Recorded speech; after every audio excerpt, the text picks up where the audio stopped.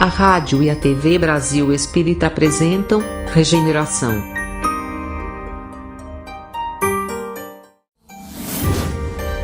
Apresentação: Bruno Leal.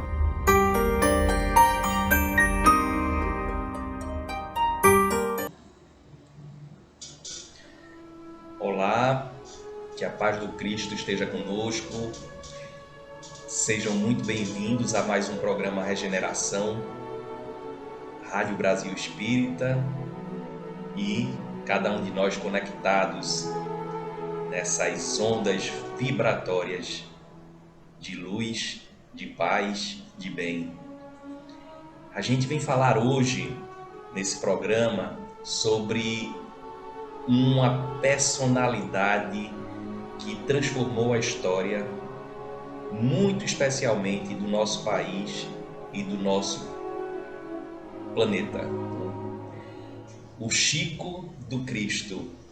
A minha proposta é lembrarmos e trazermos fatos vivenciados por ele, a nós, sobre o relacionamento, as relações das quais ele provocou e ainda continua a provocar a todos nós, né? Tido como um dos maiores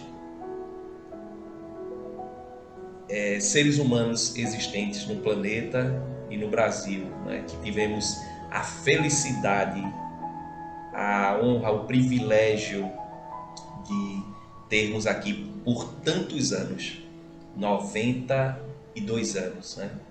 Chico, nascido em 1910, desencarnado em 2002, e a nossa proposta é justamente prestarmos essa homenagem ao mesmo, já que no dia 30 de junho, agora de 2002, completa-se 18 anos do seu desencarne. Chico, que foi considerado pelo SBT numa pesquisa aberta, onde a população pôde votar como o brasileiro, o maior brasileiro de todos os tempos, né? Então, além disso, a sua grande obra deixada através de suas mãos, né? Através do seu trabalho manual, a colaboração e a contribuição da qual ele, essa grande antena que transformou o nosso conhecer, a nossa compreensão, o nosso entendimento a partir do mesmo, no século passado e até os 2 primeiros anos desse século atual. As principais fontes que nós traremos aqui, das histórias que falaremos através dele, são de entrevistas, documentários, histórias de pessoas que conviveram muito próximo ao mesmo. Especialmente um documentário elaborado pela Posati Filmes, que tem feito um belíssimo trabalho de divulgação, com entrevistas, documentários, seminários, workshops, encabeçado pelo Juliano Posati, né? Então, um documentário intitulado Quando Lembro de Chico, né? Onde um grupo de amigos, pessoas que por anos conviveram intimamente com Chico, nos trazem relatos e histórias encantadoras, maravilhosas do mesmo. Também tive a felicidade de encontrar uma palestra do senhor Adelino da Silveira, que conviveu por anos com Chico Xavier. E o tema da palestra, que está muito facilmente possível de encontrarmos no YouTube, o tema dessa palestra do senhor Adelino da Silveira é O Dia em que Chico Xavier Viu Jesus Cristo. Tá? Além de outros materiais que iremos discorrer, mas esses 2 materiais foram as maiores fontes do que nós trazemos aqui, que não são conceitos exatamente meus, mas que fica a minha imensa gratidão e admiração pelo mesmo. John Arley, que conviveu com Chico e é um dos entrevistados e que contribui para esse documentário da Posati Filmes, né, Quando Lembro de Chico, ele diz que ele não acreditava, antes de conhecer Chico Xavier, que fosse possível haver um homem como Chico Xavier.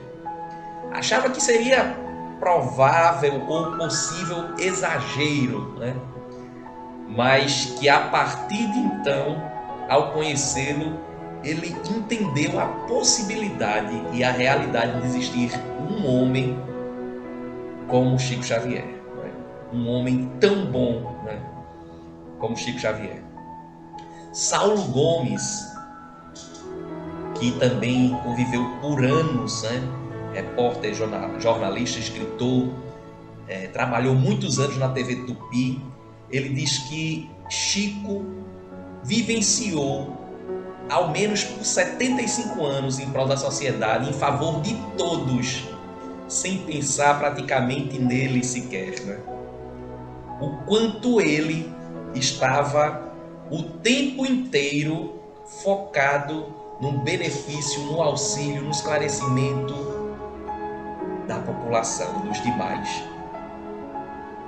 Carlos Bacelli diz que a vida de Chico Xavier é, sem dúvida nenhuma, uma das mais belas páginas da humanidade.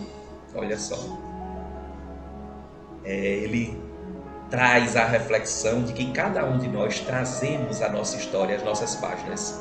E a história de Chico Xavier, possível, real e há tão pouco tempo no nosso meio, né, é descrita por ele de uma forma poética como, sem dúvida, uma das mais belas páginas da humanidade. Em sua presença, todos experimentavam a vontade de ser melhor. Ele provocava isso naturalmente. Estar com Chico fazia nos sentirmos inclinados a buscarmos sermos melhores. Geraldo Lemos diz que a humildade que Chico demonstrava ser em palavras e atos, demonstrava ser um cisco, né? Chico, Francisco, demonstrava ser humilde. A humildade e a grandiosidade do seu ato da humildade. A humildade que não tem a ver com pequenez, apesar de sempre buscar favorecer ao próximo. Muitas vezes ao contrário do que nós mesmos pensamos e muitas vezes agimos.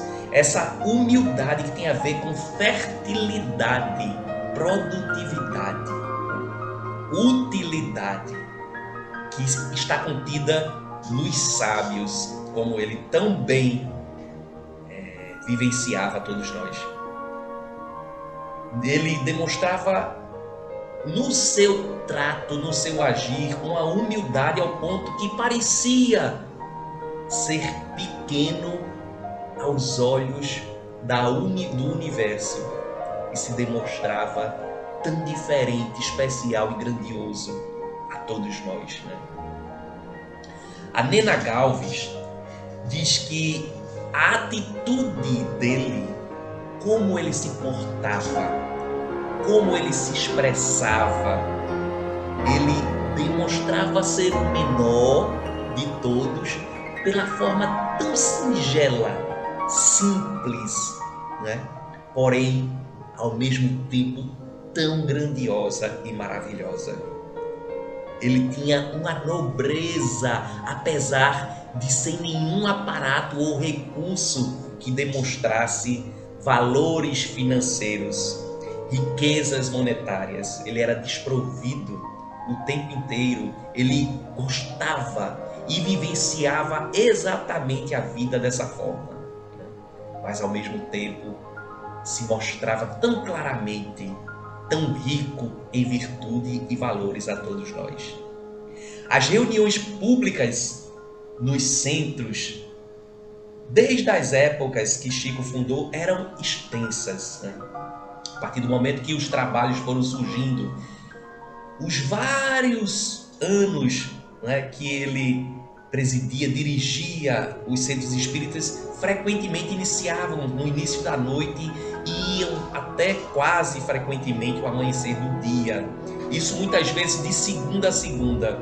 Enquanto houvessem pessoas a serem assistidas, ali estava o Chico pronto a atender, a abraçar, a acolher cada um dos mesmos.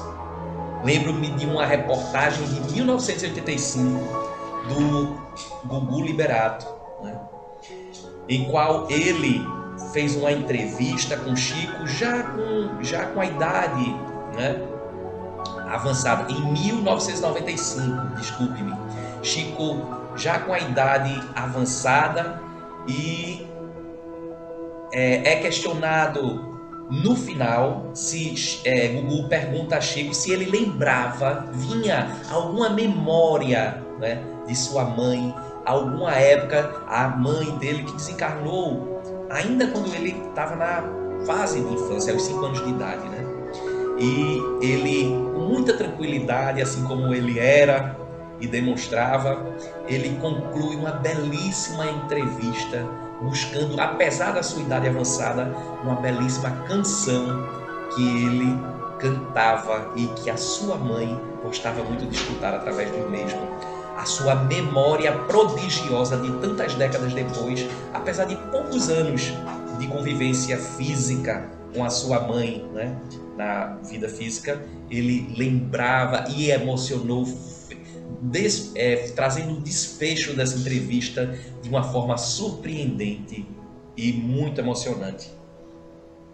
Ele tinha o costume de chamar cada uma das pessoas, apesar do contato e convívio com tantas pessoas, pelo nome e, muitas vezes, se de forma carinhosa, pelo próprio apelido íntimo daquelas pessoas, né?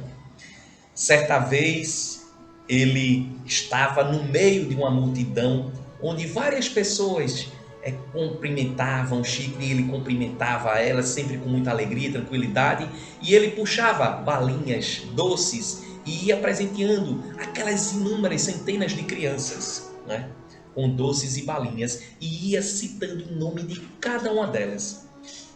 Depois daquela experiência, uma pessoa chegou para Chico e disse: Chico, eu não consigo entender, duas coisas estão aqui me trazendo uma imensa curiosidade. A primeira, aí Chico disse: pois não, o que está passando em sua cabeça? Ele disse: a primeira, como você pode ter tantos doces em seus bolsos? Já que estamos falando de centenas de crianças aqui, e esses doces pareciam cartola de mágico, pareciam se acabar. E o segundo questionamento daquela pessoa mesmo era como Chico conseguia lembrar de cada um dos nomes e muitas vezes apelido de cada uma daquelas pessoas, centenas das quais o Chico se comunicava naquele momento, naquela ocasião, né? E a resposta de Chico, daquele jeitinho super singelo, foi que ele disse, olhando nos olhos da pessoa, que quem ama não esquece, né? O Adelino da Silveira, que conviveu com Chico a partir de 1969, né? Portanto esteve em convívio com Chico por 33 anos, ele tinha 26 anos quando conheceu Chico, em Uberaba, 1969. Estiveram todos esses anos em contato, né? E ele comenta de uma forma bela também que a vida de Chico Xavier fazia com que ele recordasse os tempos apostólicos e os primeiros seguidores do Cristo, né? Como ele era, o que ele provocava, o que havia de mudança, transformação, utilidade a partir daquele ser, né? Aparentemente de uma pequena estatura, mas que provocava uma mudança de forma tão grandiosa em todos os que se aproximavam do mesmo. Teve uma vida muito difícil, aos 5 anos ficou órfão de mãe, passando a morar com uma madrinha que era perturbada, né? Machucava, magoava. Durante 2 anos que esteve convivendo no lar dessa madrinha, né? Espetava com um garfo e ele sofreu um bocado. sua mãe, já naquela época, apesar daquela sua infância, a sua idade cronológica infantil, né, dos 5 aos 7 anos, em espírito se comunicava com ele, pedindo que ele tivesse paz, tranquilidade, que tudo aquilo iria passar. Né? Conta ele, que ele lembrava com clareza, apesar, desde aquela idade de infância, de cada uma das páginas contidas no Evangelho segundo o Espiritismo. Olha só, o Evangelho segundo o Espiritismo, que foi publicado pela primeira vez em 1864, através de Allan Kardec. Mas Chico, né, nos seus primeiros anos, digamos 1915, 1917, nessa fase da infância, ele conta que já lembrava do conteúdo, da descrição das palavras, dos conceitos que estavam contidos em cada página do Evangelho segundo o Espiritismo. E naquela fase ele ainda nem sabia ler sequer. Né? Ele só entrou na escola com 9 anos de idade e estudou apenas até o 4º ano do primário, como dizíamos assim, naquela época. Né? Apesar de ter entrado na escola com 9 anos de idade, a história nos conta que aos 12 anos de idade ele participou de um concurso de redação, onde alunos de todo o estado de Minas Gerais estavam participando. Né? E a redação do mesmo, apesar de somente há 3 anos ele ter ingressado na escola, né? A redação dele foi julgada e considerada pelos professores, pelos julgados daquele concurso, como a 3ª melhor redação. E Chico, de forma surpreendente quando entrevistado, né, como ele conseguiu fazer aquela redação, né, ele responde que um espírito teria ditado aquela redação para o mesmo. Né? Ou seja, registros tão antigos, né, datados do início do século XX, né, como uma psicografia através do mesmo. Assumiu a doutrina espírita rapidamente, assim que conheceu, que teve a par da mesma. Em 1927, ele fundou, inclusive, o primeiro centro espírita que ele dirigiu, né? Jovenzinho, aos 17 anos. Carregava, desde então, o Livro dos Espíritos e o Evangelho segundo o Espiritismo debaixo dos seus próprios braços. Naquela época, ele convivia no meio da Igreja Católica, inclusive tinha um padre, né, como o seu confessor. Né? E o próprio padre, entendendo a situação do mesmo, aquela comunicação dos espíritos, do qual em diversas confissões dele ele explicava e descrevia, o padre chegou a abençoar aquela sua decisão de abraçar a doutrina espírita e fundar o primeiro centro espírita. Imaginemos como foi difícil naquela época para a sociedade e para aquele padre aceitar e abençoar, mas diante do convencimento de que ou de quem o Chico Xavier era, né, como as coisas iam acontecendo naturalmente. A amiga de muitos anos, Nena Galves, diz-nos que todos os detalhes comprovatórios de suas psicografias, inúmeras psicografias, são material imensamente vasto e rico por, no mínimo, diversos séculos. O que Chico nos traz é uma fonte inesgotável de pesquisa, de esclarecimento, de contribuição, de aprendizado para séculos e séculos. Mais de 450 obras, né? Milhões e milhões de livros que continuam a serem publicados e adquiridos, comprados, né, através das mãozinhas da escrita do Chico Xavier. Lembro-me que, quando questionados, já quando veio à tona as primeiras obras do mesmo, né? Primeira metade do século XX, do século passado, Monteiro Lobato, lendo o Parnaso do Além-Túmulo, onde diversas poesias de autores diversos desencarnados pela psicografia de Chico, chegou a comentar no meio literário, entre os demais componentes da Academia Brasileira de Letras, que se de fato, o Chico bem quisesse, ele não somente teria uma cadeira como titular, mas várias daquelas cadeiras, já que ele trazia consigo textos de autores espirituais que se tornaram possíveis e reais, com a beleza, com a técnica, com o domínio, com o conhecimento de tantos demais autores da literatura brasileira e além da literatura brasileira foram trazidos através das mãozinhas de Chico e publicados em seus livros, A mediunidade e o conteúdo que ele trazia consigo. Uma antena que estava permanentemente em comunicação, fazendo possível essa relação desse intercâmbio entre o plano espiritual e o plano físico. E a grande riqueza inesgotável de fonte que os conteúdos dos mesmos nos trouxeram. Chico era como o livro dos médiuns ativos, atuantes, nos mostrando a possibilidade de tudo aquilo que Kardec já nos mostrou na literatura através dos livros dos médiuns. Ele praticava, era a forma física, o exercício real nos mostrado através do Chico. Foi capaz de vivenciar e explicar as diversas faculdades mediúnicas que Kardec catalogou. Antes de conhecer as pessoas, muitas vezes ele já demonstrava saber quem eram aquelas pessoas, os nomes, os seus familiares, o que eles faziam, a faculdade de presciência que o Chico tão frequentemente mostrava possível a tantas pessoas. Realizou diversas e grandes curas.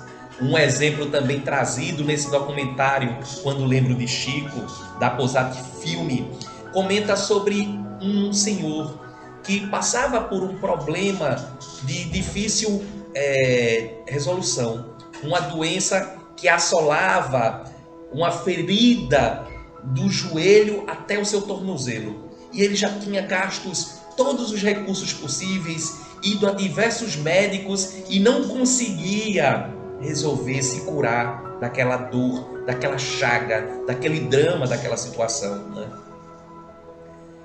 No final da noite, ele decide, apesar de não crer em Chico ou na doutrina dos espíritos, ele vai até lá e, após acabar os trabalhos, as atividades do centro, ele aguarda bastante, já que o fluxo, o movimento de pessoas que queriam conversar, falar, estar com Chico era grande, diariamente. Chico saindo ao portão, tem com ele, e ele comenta a sua situação ao Chico. Chico, após escutá-lo, escreve uma receita num papel de pão. Ele receita um medicamento caseiro. Ele sai de lá convicto, então, por todas aquelas experiências dele ter passado por diversos hospitais, médicos, recursos, medicamentos, que Chico Xavier era um charlatão. Sai de lá naquela sensação de que só fez perder tempo ali. Porém, naquela mesma noite, para o outro dia, quando ele retorna para casa, nessa noite, a perna dele doeu tanto que ele acaba pegando aquele papelzinho de pão com a descrição e vai numa farmácia homeopática comprar o remédio. Ele tomou sem fé aquele remédio, mas a ferida pouco a pouco se cicatrizou e já fazia anos que ele tratava daquela ferida e não havia jeito. Em média de 1 mês, ele estava curado. Retorna, então, dias após, ao centro para agradecer a Chico Xavier. E Chico responde ao mesmo: meu filho, o remédio é um ponto de vista. Quem cura mesmo é Jesus. Certa vez, em 1971, Uma outra história curiosa, contada também no Quando Lembro de Chico, conta que ele estava em conversa de manhã cedo com Dona Lourdes, amiga do mesmo, né? Sabendo que Dona Lourdes gostava e andava sempre com o radinho dela, ele pergunta: Dona Lourdes, será que daqui a pouco, às 7 da manhã, você poderia me emprestar seu radinho? Eu gostaria de ver uma notícia que passará no rádio ao meio-dia. A Dona Lourdes diz: claro, Chico. E por que você não escuta essa notícia agora, né? Questiona ela, né? Já que ele estava dizendo que queria escutar essa notícia, né? Por que você não escuta agora? Eu estou com o radinho aqui. Aí ele responde para ela: Dona Lourdes, ainda não aconteceu o fato. Aí ela disse: como assim? Você está dizendo que quer escutar algo que vai ser noticiado que ainda não aconteceu, né? A presciência que ele já trazia consigo. Ele falava e explicou para ela que se tratava da morte do Zé Arigó, muito conhecido naquela época, né? E que era uma pessoa muito admirada. E então, Dona Lourdes responde a Chico: mas o coitado morreu, né? A forma da qual ela se surpreendeu e respondeu a Chico. E ele responde: não, ainda não. Mas ele vai desencarnar ainda hoje. O espírito do Dr. Fritz me disse que isso iria acontecer e que seria noticiado na rádio por volta de meio-dia. Imaginemos a surpresa, né, de quem escuta e presencia isso. No ano de 1968, a TV Tupi, naquela época, né, a grande TV Tupi, que prestava um serviço de informação, de comunicação de forma diferenciada, né, estava passando, porém, naquele ano de 1968, por uma fase de baixa audiência. Então reuniu-se a diretoria da TV Tupi com os principais componentes executivos da mesma, a fim de acharem um meio, naquela reunião, de mudarem a situação por aquela baixa audiência que estavam enfrentando. Entre eles estava Saulo Gomes, que, já conhecendo Chico Xavier, né, sugeriu para que fosse feita uma entrevista no tão conhecido programa Pinga Fogo. Uma entrevista ao vivo, onde perguntas seriam feitas ao mesmo. Assim eram feitas com chefes do Estado, com homens públicos, grandes empresários, pessoas ilustres daquela época, né, que eram entrevistados por aquele programa de tanta audiência. E então o Saulo Gomes sugere à diretoria da TV Tupi que Chico Xavier pudesse ser o entrevistado de um novo programa do Pinga Fogo que viesse a auxiliar, a reverter aquela fase de baixa audiência. Os dirigentes, então, escutando aquela sugestão, dizem: você está louco? Julgam ele de maluco. Como ele podia sugerir, né, que um pai de santo fosse o entrevistado daquele respeitado programa? Os diretores diziam: Saulo, nós respeitamos muito você pelo trabalho, pelo quem você é, mas você está maluco? Iríamos perder nossos anunciantes e nossos patrocinadores se assim agíssemos, né? O receio deles. Ele viu que aquela tentativa foi por água abaixo, né? Porém, ele continuou a tentar, né? 3 anos depois de tentativa, conseguiu a autorização do diretor-presidente da TV Tupi para que o Chico pudesse ser convidado a vir a fazer uma entrevista no programa Pinga Fogo.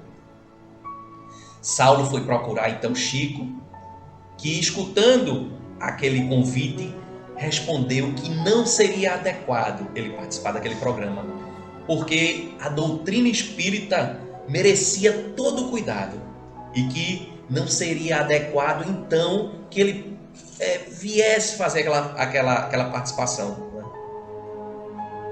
Saulo responde tudo o que ele passou para que o diretor-presidente desse acesso em escutar aquela sua sugestão. E ele contou passo a passo. E Chico muito calmamente escutou e no final pergunta a Saulo: você acha que eu deveria ir? Depois ele disse, após escutar a resposta de Saulo: pode avisar que eu irei. Mas continua respondendo a Saulo: mas a responsabilidade é muito grande. Olhe que eu não vou dar conta, eu não vou corresponder o que você está depositando a mim. Chico ficou muito preocupado, de fato, com aquele programa, porque ele sabia da grande audiência, importância que aquele programa representava a toda a população brasileira. Era líder de audiência. Ele sabia que haveria uma grande repercussão naquela sua participação no programa. Minutos antes dele ir para a entrevista do programa, ele vai se despedindo dos seus amigos, de cada um dos seus amigos, e ele vai até uma foto de Jesus. Beija aquela foto em choros, em lágrimas, pedindo ao Cristo que inspirasse o mesmo para que desse tudo certo e que o que ele fosse fazer fosse em nome do Cristo Jesus, do mesmo. No Pinga Fogo, Chico pôde mostrar a toda a população brasileira o que é de fato o Espiritismo, o qual havia ainda um preconceito imenso por desconhecimento do que de fato era o Espiritismo, a doutrina espírita. Muitos pensavam que ser espírita era falar com os mortos.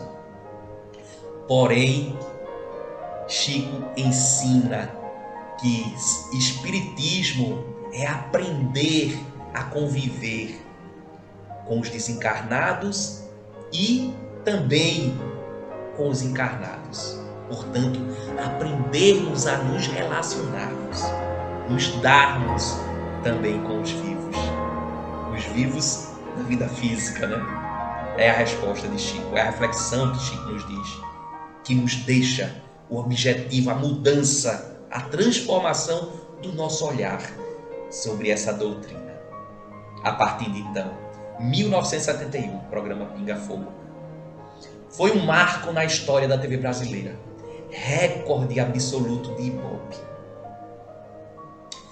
O programa, que geralmente era de 1h30 de duração aproximadamente, pela primeira vez chegou a ultrapassar 3 horas o programa. O diretor-presidente e os diretores, vendo a grande repercussão daquele programa, né, começaram a dizer que desse continuidade o programa. Foram pegos positivamente tanto as pessoas que estavam acompanhando o programa, como todos aqueles que elaboravam o programa. O efeito foi tão positivo que foi feito um novo convite pela direção do Pinga Fogo e da TV Tupi para que Chico fizesse um novo programa, que seria o programa de Natal daquele ano. Essa segunda participação de Chico no Pinga Fogo, ela durou mais de 4 horas, onde mais de 100 perguntas de temas variados foram questionados a Chico. E Chico foi respondendo passo a passo, um a um, daqueles questionamentos. Questionamentos desde temas não tão corriqueiros, né? Mas que estavam em moda, em ascensão naquela época, como a chegada do homem à Lua, que tinha sido em 1969, né? Desde de questionamentos de ordem química, biológica, astronomia, astrologia, botânica, moral, filosofia, religiosidade, pedagogia, psicologia, foram tratados ali. E Chico foi respondendo com muita clareza, muita tranquilidade e quanto de contribuição a partir do mesmo a cada um daqueles que puderam vivenciar essa experiência e que podemos encontrar facilmente, inclusive no YouTube hoje, com acesso simples à internet, esses programas na íntegra e em partes. Adelino da Silveira conta que no tempo que Chico conviveu com Valdo Vieira, eles escreveram vários livros em parceria, né? Por anos, Valdo conviveu intimamente com Chico. Conta que certa noite, enquanto ambos estavam datilografando textos nas máquinas para serem enviados às editoras de psicografias que os mesmos tinham recebido, um besouro entrou pela janela daquele local onde eles estavam, deu umas voltas no ar e pousou na máquina do Valdo Vieira. Valdo Vieira ficou inquieto com aquela situação, pegou o besouro, contou o Chico, né, através de também trazido através do seu Adelino. O Valdo pegou o besouro e jogou ao chão. Conta que o besouro bateu no chão e correu, bateu na parede e ficou lá, parado por um tempo, até que alguns segundos depois começou a se mexer, meio tonto, e rodopiou, levantou o voo de novo. E após alguns giros circulares ali, naquele ambiente, ele caiu novamente na máquina do Valdo Vieira. O Valdo Vieira novamente pegou com suas mãos o besouro, sendo que dessa vez ele arremessou o besouro com mais força no teto. O besouro bateu, fez um estralo no teto, correu na parede, bateu no chão e caiu de cabeça para baixo, com as patinhas para cima. Passaram-se alguns minutos, começou a mexer um pouquinho, se desvirou com muita dificuldade, como se machucado estivesse, e ensaiou que ia fazer mais um voo, e assim conseguiu, de forma manca, né? Meio defeituoso, mas conseguiu fazer outro voo e caiu na máquina, dessa vez do Chico Xavier. E conto a ele que então o Chico Xavier pegou o besourinho da máquina que tinha caído dele, da máquina dele, e contou ao besouro, como se tratando de uma conversa entre amigos: irmão besouro, se Valdo não conseguiu te desencarnar, é porque você deve ter uma missão na Terra a cumprir. E lançou com cuidado o besouro pela janela, dizendo: voa, irmão, voa. Chico nunca dizia ser humilde, mas ele vivia a humildade com toda a propriedade. Certa vez, já com a idade avançada, estava numa casa onde as pessoas cercaram o mesmo, tanto internamente, na parte interna da casa, como no quintal. Um grande volume de pessoas estava ali para ver Chico Xavier, olhar Chico Xavier, escutar, tocar Chico Xavier, conversar com o mesmo, sentir o que ele provocava naquelas pessoas. Adelino da Silveira era uma das pessoas que estavam próximo do Chico. E Chico comenta com Adelino: comove-me a bondade dessas pessoas em vir me visitar. Eu não tenho mais nada para oferecer, para dar aos mesmos. Eu já estou quase morto. Comenta, né, Chico a Adelino. E continua Chico dizendo: por que, Adelino, você acha que eles vêm aqui?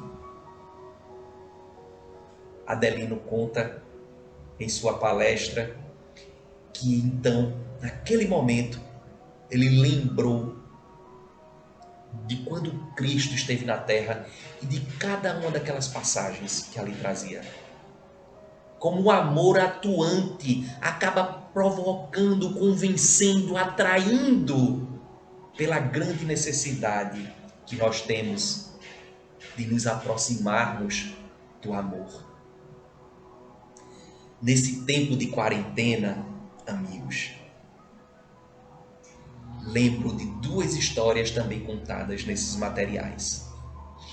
Uma, quando Chico, próximo de Adelino da Silveira, estava recebendo cada uma daquelas pessoas no centro que chegavam. E ele recebia com um sorriso a cada um dos mesmos e beijava a mão de cada uma daquelas pessoas. Muitas vezes sua boca chegava a ferir, né?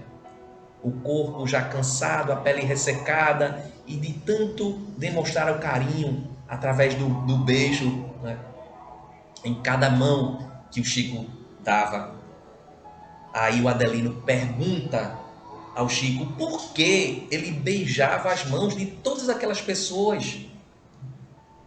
E a resposta do Chico, deixando Adelino emocionado, foi que ele beijava as mãos porque ele não conseguia se curvar para beijar os pés de todas aquelas pessoas. Outra vez, uma mulher que estava entre as pessoas num centro, é contado no documentário, quando lembro de Chico Xavier, surtou em profunda dor e desespero, pois ela tinha perdido a mãe, o esposo e todos os filhos num acidente automobilístico. E ela se descontrolou. Chico, presenciando aquela situação ali na frente dele, ele se levanta, vai até aquela senhora, a abraça e chora junto com ela. Não disse uma palavra sequer, e aquilo foi suficiente para que ela se acalmasse e sentisse-se bem melhor, voltando o brilho nos seus olhos. Um vídeo curioso também, quando o juiz de direito e conferencista espírita tão conhecido, Haroldo Dutra Dias, vai conhecer a casa onde morou Chico Xavier. E ao adentrar naquele ambiente onde a simplicidade fazia com que aquele ar e aquele lar, de forma tão humilde e tão bela, tocasse-o de forma emocionante, quase como sem compreender. Um homem com um trabalho tão vasto, belíssimo, durante tantas décadas a serviço. Um homem que doou todos os recursos adquiridos pela venda de todas as obras, milhões e milhões, dezenas de milhões de livros publicados e vendidos pelas suas mãos, vindo a ser publicados. Ele pensava como um ser tão grandioso vivia de uma forma tão simples, e quanto isso nos traz de ensinamentos.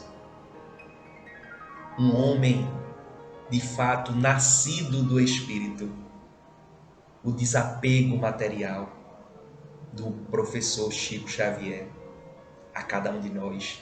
E quanto e como precisamos aprender, analisar, olhar e vivenciar isso.